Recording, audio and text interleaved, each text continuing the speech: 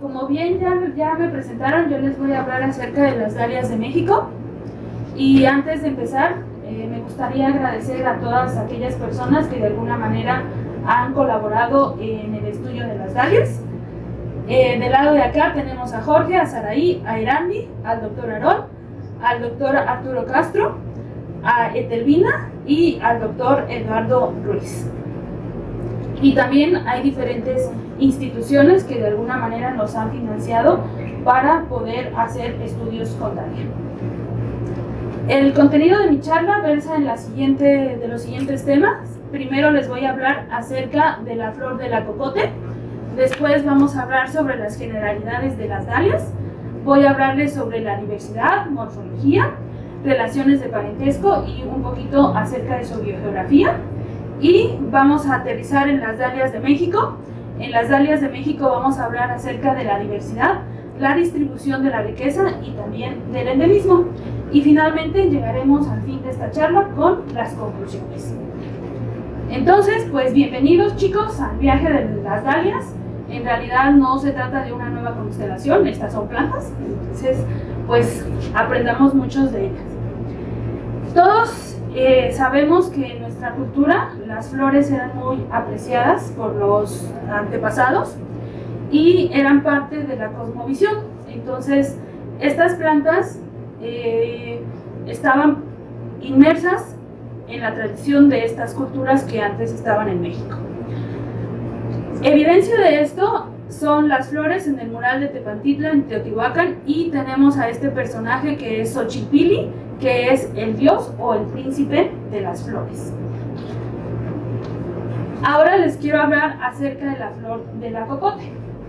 La flor del acocote, o acocotli o acocoxóchitl, tiene su nombre en náhuatl.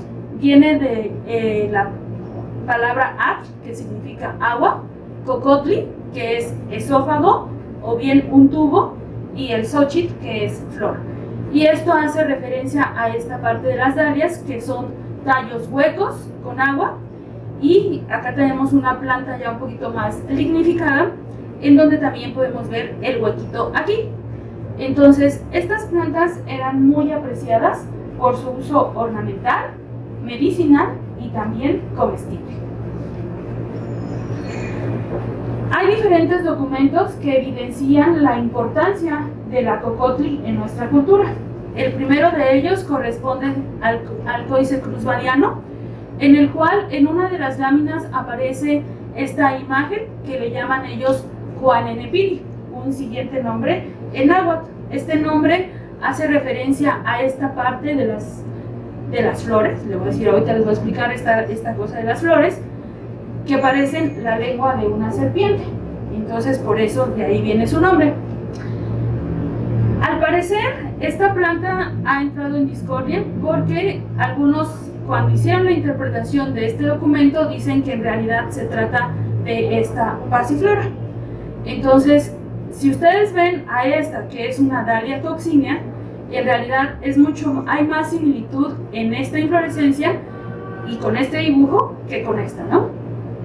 Al igual, las hojas son más similares. Acá alguien hizo una discusión, una persona que se llama Reco, y él dice que lo que ellos omitieron pintar era que las flores eran simples, como ocurre en la pasiflora, y en realidad ellos pintaron hojas trifoliadas, que es en este caso. Entonces, esta planta era importante porque se utilizaba para tratar los males de la vejiga. Otro documento en donde aparece por primera vez, y fíjense también, teníamos faltas de ortografía, o en realidad nosotros no sabemos escribir correctamente el náhuatl, porque ellos aquí lo ponen como acocuxóchitl. Y entonces el acocoxóchitl aparece en este documento, que es el Códice Florentino, y está representado en esta imagen que está aquí. Un documento muy importante también es que la descripción botánica de la acocoxóchitl aparece en el libro de Historia Natural de la Nueva España de Francisco Hernández. Aquí, si ustedes ven, aparece la acocoxóchitl o flor del acocote, y aquí ya hay algo que nos da indicios de que era referencia a esta planta, que es una Dahlia coccinea. Y también otra cosa que nos dice es que eran plantas de ornato y que eran utilizadas contra los cólicos, las flatulencias y otras propiedades medicinales. Obviamente esto es una traducción que se hizo del libro de Francisco Hernández, estaba escrito en latín y se hizo al español.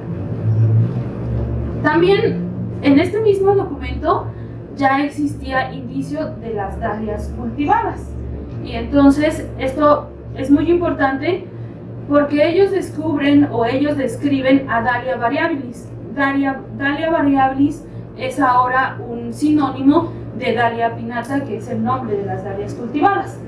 Y entonces ellos ya hablaban de que eran flores grandes en capítulo, con brácteas blancas, rojas, anaranjadas o bien eran amarillas.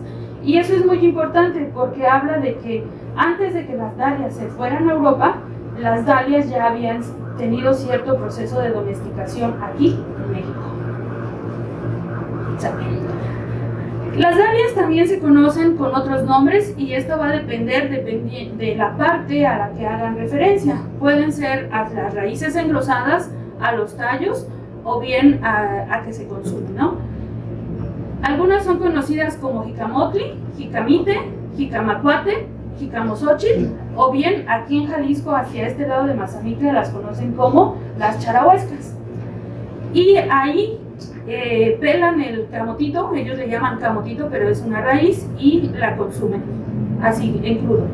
También se les conoce como dalia, invierno, camila, charahueso, mirasoles o jícamas. En el mundo, dalia tiene 39 nombres y está escrito en 23 idiomas. Entonces es una planta muy importante tanto para los mexicanos, pero también como para todo el mundo, ¿no? Y ahorita van a ver por qué. Entonces, las dalias ha sido algo que México le dio al mundo. Y así como todos tenemos una historia, las dalias vinieron y ahora están en todos lados. Su historia empieza en 1789, cuando un señor que se llamaba Vicente Cervantes estaba en México. Él estaba a cargo de un jardín botánico en la Ciudad de México, y este señor curioso, estudioso de las plantas, un botánico, le manda las semillas a otro botánico a España, que se llamaba José Cabaniles. Él estaba en el Jardín Botánico Real de Madrid, y entonces el Cabaniles, ni lento ni perezoso, agarró y corrió y se fue a cultivar las semillitas que le habían mandado de México. Y entonces, curiosamente, con esas semillitas que él cultivó, se hicieron las primeras descripciones del género Dahlia. Posteriormente, en 1791, se publica la primera especie de Dahlia, que era Dahlia pinnata. Y Dahlia pinnata el género Dahlia fue dedicado a un botánico, así como nos da ese sentimiento de a mi amiguísimo querido le voy a dedicar una especie. Entonces él le dedicó el género Dahlia a su amigo que acababa de fallecer algunos meses atrás, que se llamaba Anders Dahlia. Entonces de ahí viene el género Dahlia. Después, en 1795, se publican 2 especies más de Dahlia, y también con semillas que provenían de México. De ahí las dalias empezaron a venir. Otros señores muy importantes en las expediciones fue Alexander von Humboldt y Bonpland. Ellos también recolectaron semillas de charahuescas en Michoacán, cerca del volcán Corullo, y esto es importante porque justamente hacia ese lado de Michoacán el nombre de charahuescas es muy común para las dalias. Entonces ellos se encargaron de mandarle semillas a otros botánicos que estaban en Berlín, en Inglaterra y en Francia. De igual forma, otro señor, Wilhelm, le mandó semillas de España a Alemania, y finalmente, así como nuestras abuelitas que agarran... ¿Tienes una pregunta? Bueno, sí, quería ver si no le había preguntado antes, ¿podía tomar foto a su presentación? Ah, sí, adelante, sin problema. Y entonces, esta señora que se llama Elizabeth, que cuando ustedes, no sé si su abuelita va a la casa de alguien y le dicen, ¿me regalas un piecito? Pues me regalas una semillita.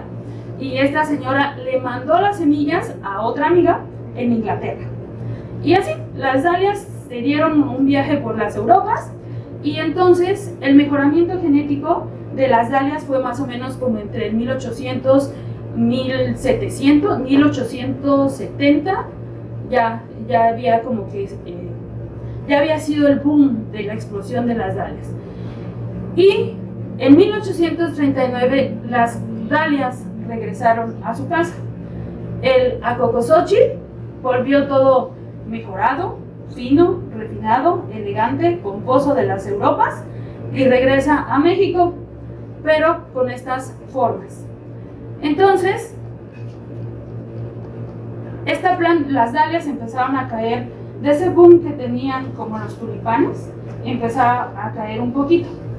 Más sin embargo, un evento muy importante fue en 1873, cuando este señor Vandenberg cultivó de nueva cuenta semillas que provenían de México, más aparte un pedacito de raíz tuberosa que cultivó, y le dio una dalia de color rojo. Y entonces a esa dalia él la nombró Dalia Juárezi, en honor al presidente de México, Benito Juárez. Entonces, otra cosa importante es que de las dalias se han hecho diferentes cultivares, alrededor de 60,000 variantes se conocen de las dalias cultivadas, y dado la importancia de que estas plantas se habían dedicado en primera a un presidente, en segunda, México tenía gran variedad de estas plantas, y la importancia de estas en todo el mundo se declaró por decreto presidencial de Adolfo López Mateos que la dalia iba a ser la flor nacional de México. Y entonces nosotros festejamos el Día de la Dalia el 4 de agosto. En realidad, lo que nosotros conocemos con dalia, de dalia es esto, muy común, es lo más común que conocemos, es Dalia pinnata, las dalias cultivadas, que al parecer es un híbrido entre Dalia coccinea y Dalia sorenseni, pero ahorita más adelante les voy a contar que hay en realidad 4 especies implicadas en las dalias cultivadas. Entonces, en primera, la flor nacional de México no es una flor, es una inflorescencia. En realidad, lo que nosotros vemos aquí es un receptáculo floral. La parte de afuera corresponde a las flores liguladas y la parte de adentro corresponde a las flores tubulares. Entonces, la flor nacional es una inflorescencia. Después, ahora tenemos todas estas gran variación entre las dalias cultivadas. Tenemos las que son de forma bola, las cactus o como esta, las pomponas, los collares o bien las decorativas. Y en realidad vean esta lámina, son 6 láminas en la cual solo una tiene los tépalos, las flores liguladas, y tienen las flores tubulares. Entonces el mejoramiento genético se ha hecho justamente en esta parte, reducir el número de flores tubulares para tener solamente flores liguladas, como es el caso de estas variedades que son las variedades pomponas. ¿Cuáles son los progenitores, o se cree que son los progenitores de las dalias cultivadas? Yo ya les había platicado de 2, pero también esta otra que es Dalia coccinea, que son herbáceas, y esta otra que son un poquito más arbustivas, que es Dalia imperialis, Dalia merki, y esta que es Dalia sorenseni. Y ven, o sea, en realidad son las formas simples, las flores tubulares y las flores ligulares. Las semillas de las dalias son muy apreciadas a nivel mundial. Ustedes pueden hacer una búsqueda rápidamente en estas plataformas. Yo la hice en Mercado Libre y encontré que hay 223 resultados de venta de semillas de dalias. Y un caso muy curioso que me pareció fue fíjense, hay una casa que vende dalias cíneas, es decir, dos compuestas o dos especies diferentes, ¿no? Pero ellos les llaman dalias cíneas. Y también si ustedes van al Costco, en el Costco es muy común encontrar estas dos marcas, ¿no? Y me van a pagar por hacerles comercial. Las Vita y las Hortaflor. Entonces, esta representación de las dalias no solamente está en la parte ornamental, ¿no? Sino que también para algunas culturas han sido muy importantes, como es el caso de la cultura Mazahua. Es muy común ver representada esta imagen, que es una rosachi, que corresponde al nombre en Mazahua de la dalia, y que tiene 1, 2, 3, 4, 5, 6, 7, 8 flores liguladas, y se representa aquí. Estas son las puntas de la falda de las mujeres mazahuas. Aquí son los cojines o los rebozos o gabanes, donde también está representado el rosachi. Estas también, aquí podemos ver a las rosachi y vemos también representadas en esta otra prenda, que es un morral, en donde ellos representan a las dalias. Estas plantas también son importantes porque de ellas, junto con otras plantas de la misma familia, que les voy a explicar ahorita, se obtienen tintes, y los tintes son utilizados exclusivamente en una comunidad en el Estado de México que se llama Santa Rosa de Lima, para teñir la lana de este santo. Este santo se llama Santa Rosa, y entonces de ahí obtienen estos colores: el amarillo, el naranja y el bronce. También hay que volvernos un poco curiosos, y si ustedes se volvieran muy observadores, es muy probable que al lado de ustedes esté una dalia. ¿Alguien de aquí se llama Dalia? No. Bueno, pero esta es, por ejemplo, una cazuela en Metepec, en el Estado de México, en donde vemos una representación de la dalia.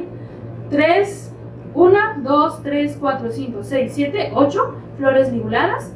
Aquí también el mismo número de piezas, y este es un lugar también justamente en el que se llama el 2 de abril, ahí búsquenlo cuando vayan al Estado de México, y dense una visitadita por ahí para que vayan a ver las dalias, no sé qué. Y esto es en la cerámica. También en la cerámica se representan estas plantitas, y este cuadrito es de un lugar donde hay grupos mazahuas, que es en Temascalcingo, en el Estado de México, y que también hay una localidad en la cual las dalias coccineas son muy abundantes. Entonces, las dalias tienen importancia ornamental y tienen importancia cultural. Ahora bien, ¿y qué son las dalias? Pues las dalias pertenecen, así como ustedes tienen papá y mamá y tienen una familia, las dalias pertenecen a la familia Asteraceae. Anteriormente, o Composite, esta es una de las familias más diversas de plantas con flor.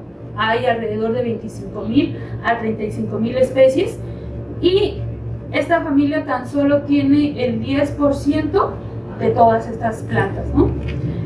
Quizá para ustedes se les haga mucho más familiar de la familia Asteraceae las gerberas, o bien los aster, o simplemente el tecito de manzanilla, que viene de esta familia. ¿Por qué es importante la familia Asteraceae?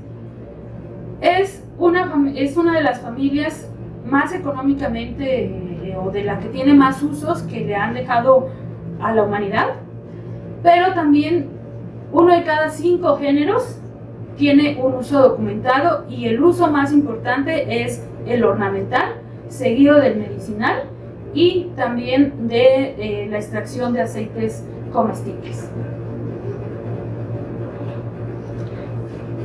Y la verdad que nosotros somos muy afortunados, porque la familia Asteraceae también es muy diversa en nuestro país.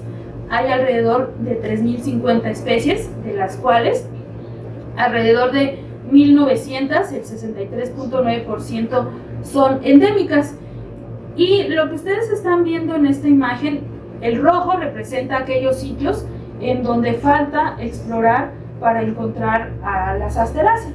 Y vean que Jalisco, Jalisco tiene muy pocos huecos en cuanto al conocimiento de Asteracea.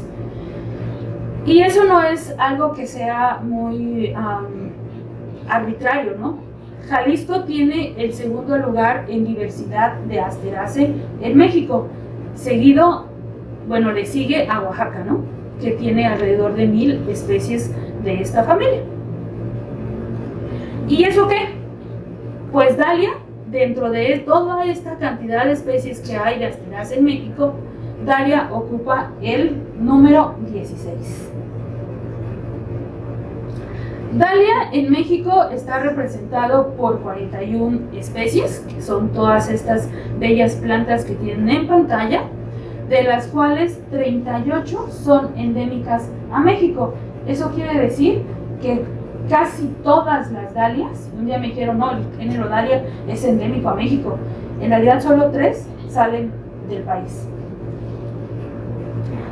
¿Qué caracteriza a las dalias? Las dalias incluyen plantas perennes.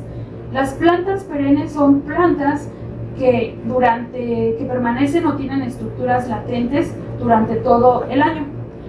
Y estas tienen una característica muy particular, se llaman geófitos. Eso quiere decir que cuando la época es seca, la parte vegetativa, lo de arriba, esto, se seca y se queda oculto esta partecita. Y entonces, cuando vienen las lluvias, emerge la parte de arriba y florece. Otra vez viene el temporal, se seca y permanece latente las raíces tuberosas.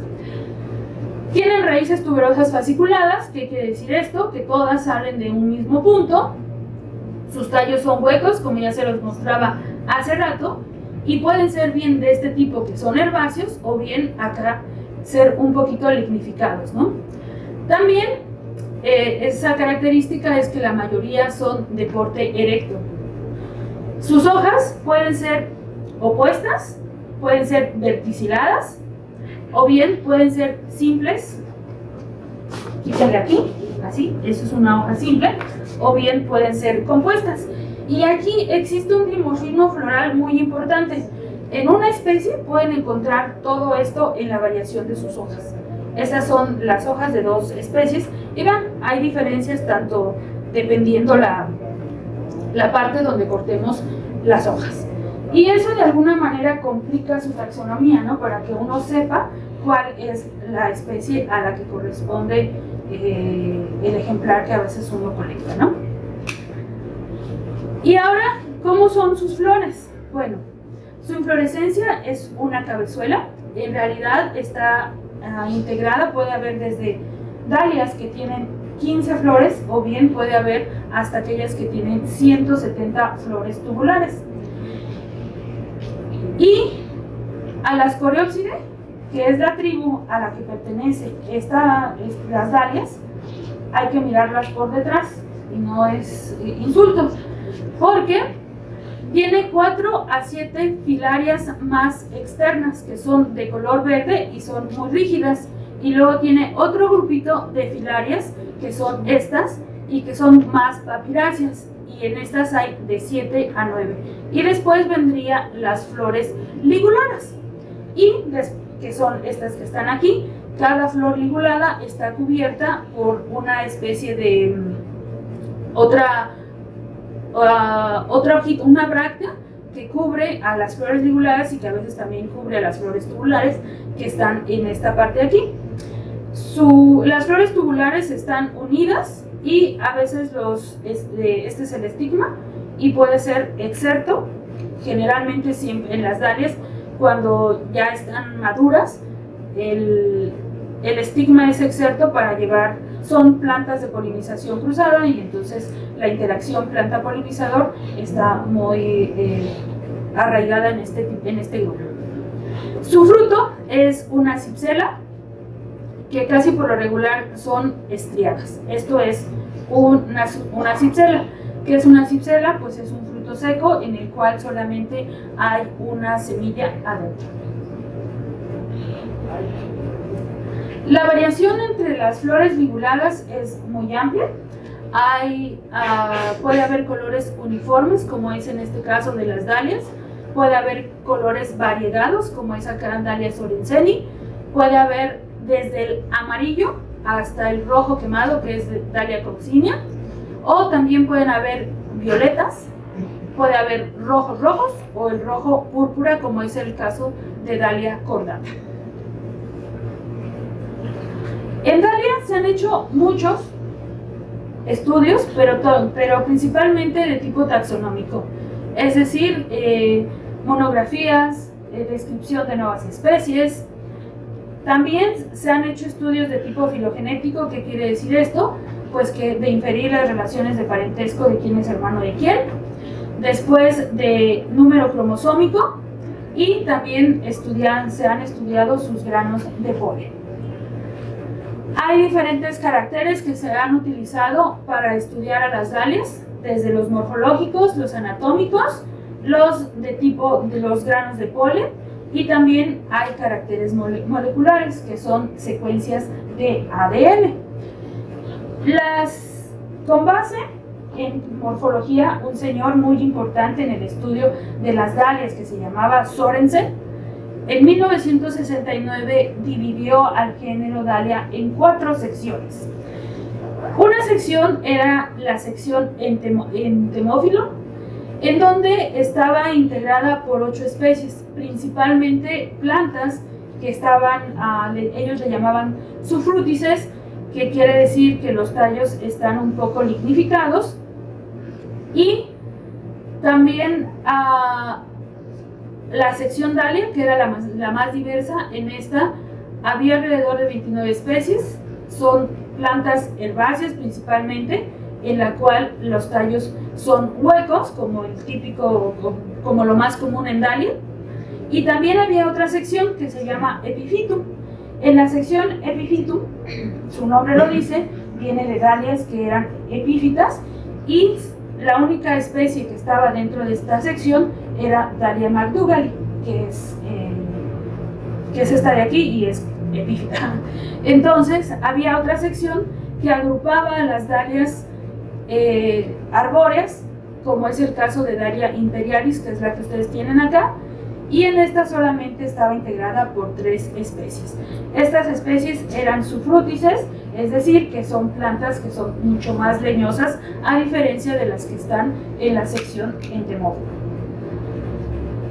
Después, un señor que se llama Saar, y colaboradores también, Sorensen fue parte de este artículo. En el 2003 ellos decidieron poner a prueba estas secciones con base en caracteres morfológicos y también moleculares. Y entonces, cuando hicieron esto, vieron que las secciones no formaban grupos naturales, es decir, que no tenían el mismo ancestro en común. Y la única sección que se rescataba era la sección entomófila, que es la de las dalias sufrútices, pero que tienen el tallo leñoso no tan leñoso.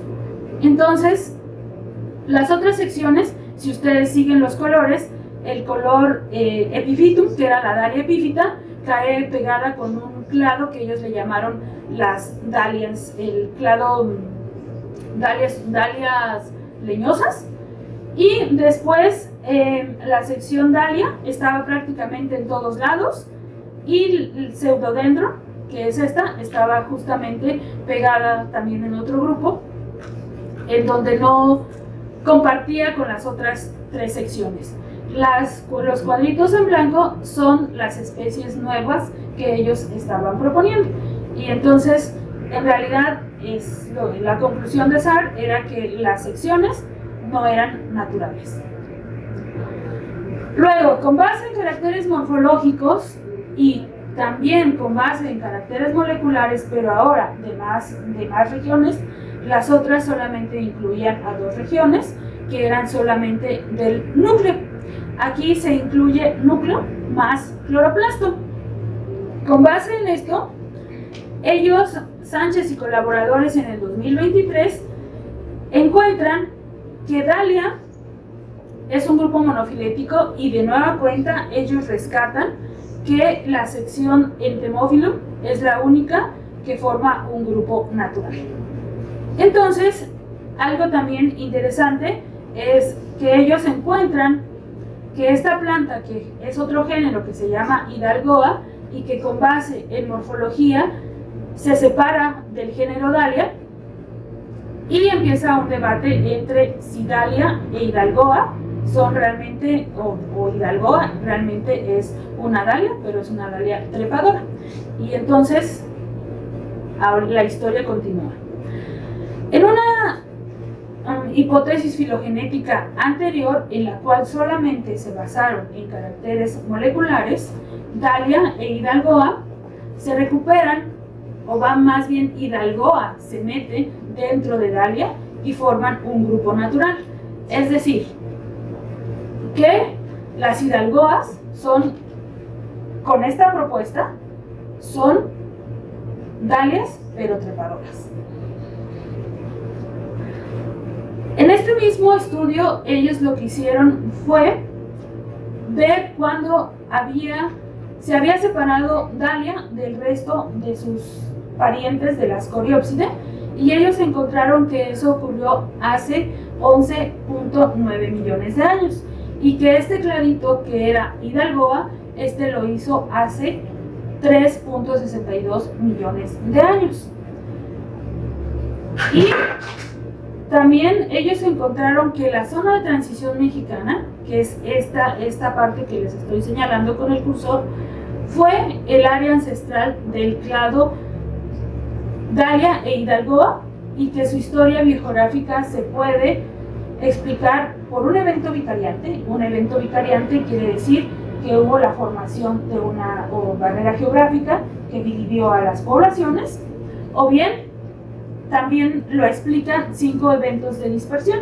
Y si ustedes recuerdan las semillas de las dalias, pues son semillas que se pueden dispersar por el viento, pero no tan a larga distancia.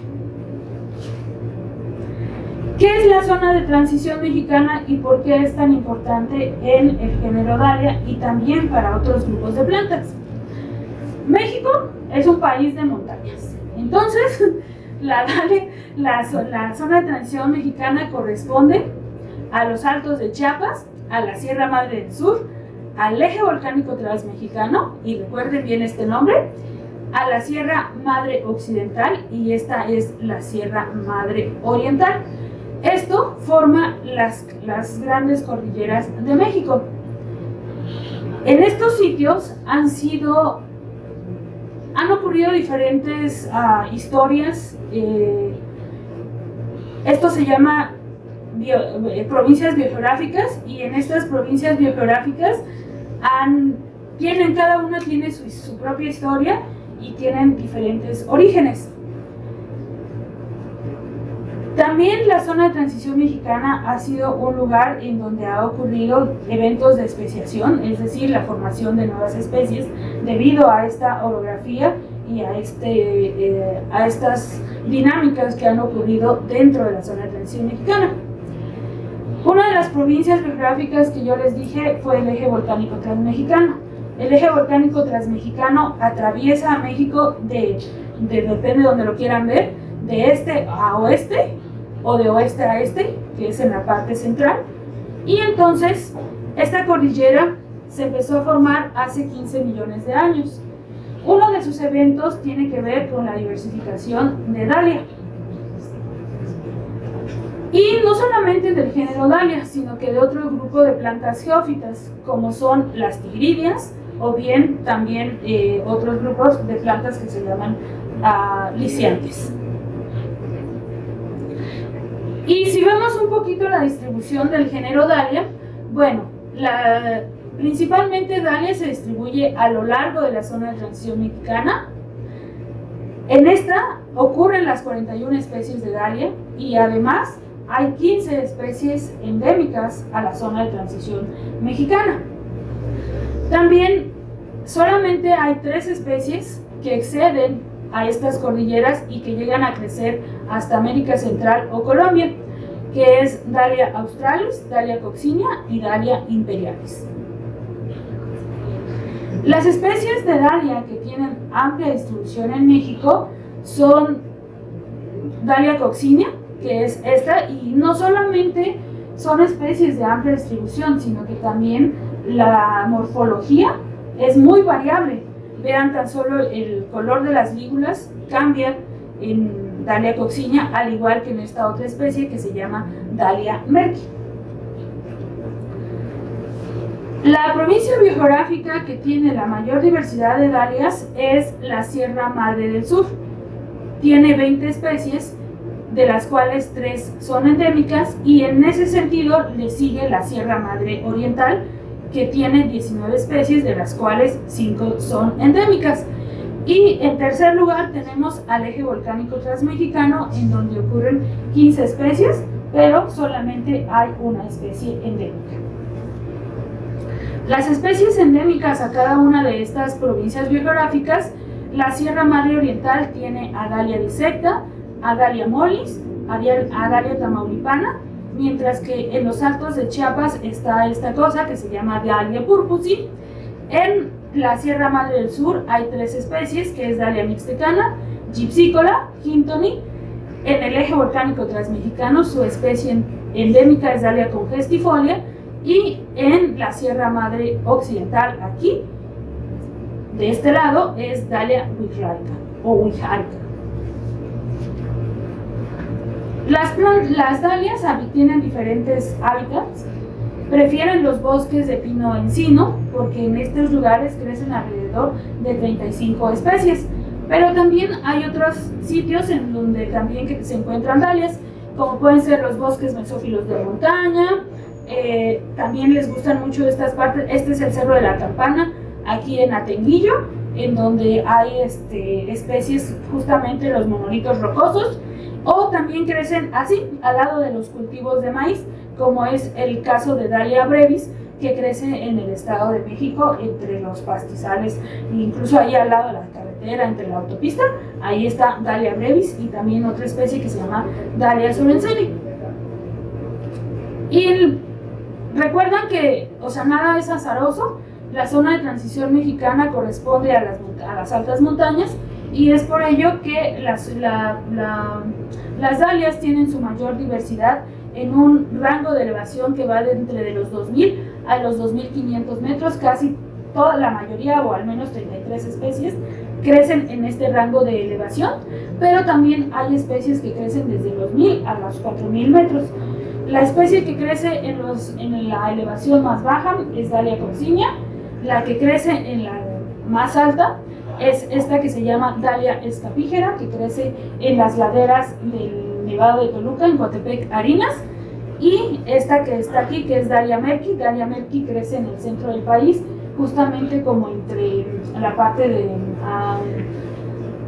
la Marquesa, y en toda la parte más, pues es una zona muy fría. Si hacemos un análisis de la riqueza por cuadrícula, encontramos que las dalias se encuentran principalmente en la Sierra Madre Oriental, es decir, la cuadrícula, que tiene 9 especies, se encuentra justamente en esta parte. Pero también hay otras 2 cuadrículas que tienen alta diversidad de dalias, que se encuentran en la Sierra Madre del Sur, y otra más que se encuentra en la Sierra Madre Oriental. Al calcular el endemismo, ¿qué quiere decir esto? Las especies que solamente se encuentran en esos sitios, encontramos que también en la Sierra Madre Oriental se encuentra la mayor riqueza de especies endémicas, al igual que las especies más exclusivas se encuentran justamente en la Sierra Madre Oriental, con el desierto chihuahuense, y la Sierra Madre del Sur con la cuenca del Balsas, que es esta senda que está acá abajo. Ahora, si hablamos de especies amenazadas, también tenemos aquí cerca, ustedes conocen, yo me imagino que todos conocen, a la primavera. En la primavera crece esta planta que se llama Dalia pugana. Dalia pugana fue dedicada a una profesora muy importante de botánica, que se llama Luz María Villarreal de Puga. Entonces, fue descrita de un cerrito más enfrente de la primavera, que se llama el Cerro del Tepopote. Después se descubrieron otras 2 localidades, que fue la de Durango y que fue la de la primavera. Esta especie está amenazada y ustedes año con año han escuchado que se quemó el tejocote, que se quemó la primavera, y entonces es importante que nosotros sepamos que existen estas plantas en estos sitios y que por eso es importante conservarlas, ¿no? Y que no hay que prevenir incendios. Ahora, ¿qué es lo que se sabe de las dalias? Bueno, ¿o qué nos hace falta conocer de las dalias? Reyes Santiago y colaboradores, ellos dijeron que ya estamos, en cuanto a la descripción de nuevas especies, ya estamos llegando a la parte, al top, ¿no? Estima que se van a describir alrededor de 43 especies, pero nosotros ya vamos en la 41, entonces que faltarían aproximadamente otras 2 especies para describirse. Quién sabe qué digan, a lo mejor otros tienen otros datos, ¿no? También otra cosa que se está haciendo es la secuenciación del genoma de cloroplasto de estas plantas. Ya se tiene secuenciado el genoma de Dalia pinnata. ¿Y para qué nos sirve esto? Bueno, pues yo les hablé hace rato de las relaciones de parentesco entre especies de Dalia, pero con pedacitos o regiones chiquitas. Aquí ya es hacer filogenómica, pero con cientos, miles de datos, que sería lo del genoma completo de Dalia. También se han secuenciado el genoma que les presenté anteriormente desde una escuela, un grupo de investigadores sobre Dalia, este es de otro equipo. Ellos también han secuenciado el genoma de Dalia pinnata, pero aparte otras 2 especies de compuesta que corresponde a Cosmos bipinnatus y a Viviens. Esto lo están haciendo porque tienen 2 intereses. Tienen interés en 2 plantas ornamentales, que es Dalia coccinea y Cosmos, pero aparte Videns es una maleza, y entonces ellos quieren ver, hacer investigaciones tanto evolutivas y biológicas sobre estas 3 plantas. Y otra cosa importante es que las dalias son una fuente importante de inulina, y entonces para fines médicos pues es muy importante que sepan, o para eso les puede servir la secuenciación del genoma de referencia, tener un genoma de referencia más bien. Ahora, recientemente nosotros estamos llevando a cabo un proyecto que se llama Historia Evolutiva de Dalia coccinea, una de las plantas implicadas en las dalias cultivadas. Si ustedes no me creen que esto es lo mismo, que corresponde a Dalia coccinea, mírense ustedes. Todos aquí somos diferentes y seguimos siendo parte de una misma especie. Esto es lo que pasa con Dalia coccinea. Hay desde el rojo intenso, hasta el amarillo, o estos tonos apastillados, ¿no? Y luego hay plantas con flores liguladas en diferentes formas, ¿no? Unas más afiladas, otras más redondeadas, y bueno, esa es toda la variación dentro de Dalia coccinea. Aparte, Dalia coccinea también es una de las plantas que tiene la distribución más amplia. Es una especie que se encuentra desde los 100 hasta los casi 2.500 metros de elevación, y entonces eso habla de que tiene plasticidad fenotípica. Aparte también está en diferentes hábitats, la podemos encontrar desde los bosques tropicales, vamos a la orilla de la carretera, en lugares muy perturbados, o bien en lugares un poquito más conservados, pero casi siempre lo hacen como que aprovechan esa parte de donde tienen exposición, que las laderas o hay un terreno donde hay buena fuente de sol, entonces ahí se encuentran las Dalias coccineas. Esta planta también es variable morfológicamente. Yo ya les contaba la historia de las hojas de las Dalias coccineas, de las dalias en donde una misma planta puede tener dimorfismo foliar, y entonces este es el caso de Dalia coccinea. De esta planta se han descrito alrededor de 30 nombres, o la planta, o se les ha dado a diferentes formas de esta especie con un nombre diferente, pero en realidad todo ha resultado ser Dalia coccinea. Otra cosa importante de estas plantas es que hibridizan. La hibridación es muy fácil. Pueden encontrar poblaciones, esta es una población en Hidalgo, muy cerca de Zimapán, en donde podemos ver la forma o la Dalia coccinea típica, con flores liguladas y las flores tubulares, unas con mucho más flores liguladas o bien estas que ya no tienen las flores tubulares, y todo está en una misma población. Entonces es muy probable que aquí ya hubo una hibridación con la Dalia coccinea con las dalias que están cultivadas cerca, porque ahí en esta población hay casas muy cerca, entonces puede ser que ya estén hibridizando. Ahora, con base en esto, nosotros tenemos dos proyectos. Erandi está realizando la filogeografía, es decir, la distribución de la variación genética de Dalia coccinea, y hay otra chica muy entusiasta, Saraí, está haciendo un proyecto de maestría en donde ella solamente está trabajando con la parte de las dalias del occidente, ella está haciendo la parte de secuenciación de nueva generación y de alguna manera para tratar de explicar el porqué de la diversidad genética y también de la diversidad morfológica dentro de esta especie. Entonces, ¿para qué nos sirve todo esto? Bueno, pues conocer la historia evolutiva de una especie pues nos permite proponer mejores estrategias de conservación, ¿no? Y pues por sí mismo pues la especie tiene importancia y lo vale, ¿no? Es otra especie del planeta. Entonces, como conclusión, bueno, pues tenemos que las dalias de México son conocidas como la flor de la cocotle, el acocoxóchitl o acocote, y tienen importancia cultural, también importancia ornamental, y fue declarada la flor nacional de México. México es un centro de diversidad de las dalias con 41 especies y podemos decir que es un centro de diversificación. Su riqueza está principalmente en la zona de transición mexicana, al igual que el endemismo, y la Sierra Madre Oriental y la Sierra Madre del Sur, que también forman parte de ese complejo montañoso, pues son las áreas en donde se encuentra la mayor riqueza y el mayor endemismo. Y algo curioso, todavía no hemos terminado, en realidad las dalias también son la casa de otras especies.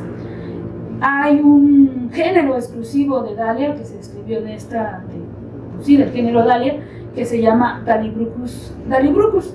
Justamente en este año le dedicaron dos especies de Dalibrucus, bueno, describieron dos especies, una se la dedicaron a Arturo Castro, que es quien ha descrito es uno de los grandes taxónomos que ha trabajado con el género dalia, y la otra se la dedicaron a Eduardo Ruiz, el presidente de la Sociedad Botánica de México. Dalibrucus ruizi crece solamente en Dalia coccinea y en Dalia cubana, mientras que este es un poquito más, crece en las dalias cultivadas, pero también crece en Dalia solensea. Entonces, pues también, al igual que el género Dalibrucus, hay otros géneros que también viven en las dalias, que pueden haber trips, pueden haber mariposas, abejas, o sea que también son buenas fuentes de polinizadores para utilizarse en los jardines. Cuando este señor Adolfo López Mateos decretó a la dalia nacional, a la dalia como flor nacional, mandó a colocar dalias en todos los jardines de México. Eso después cayó en desuso. Entonces también hay gente que se dedica a proteger a las dalias. Hay infinidad, hay 40 asociaciones de dalia en todo el mundo. De las más importantes está la Sociedad de Inglaterra, la Sociedad Francesa, también la Sociedad Alemana, y claro, nosotros también tenemos la Sociedad Mexicana de la Dalia o Acocoxóchitl.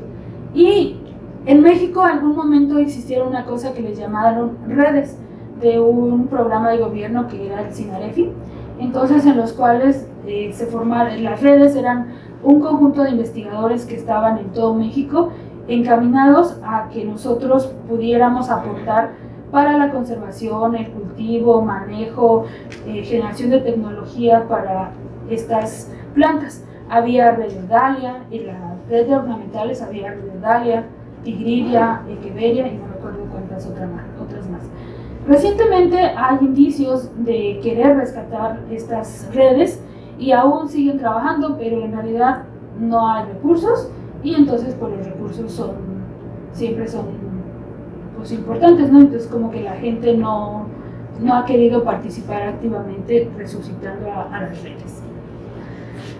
Y bueno, también otra parte muy importante es que inspira, ¿no? O sea, las dalias nos han inspirado a hacer obras de arte. Esto corresponde a 2 láminas para la descripción de 2 especies. Una es Dalia bullrarica, que fue pintada por Osvaldo Zuno.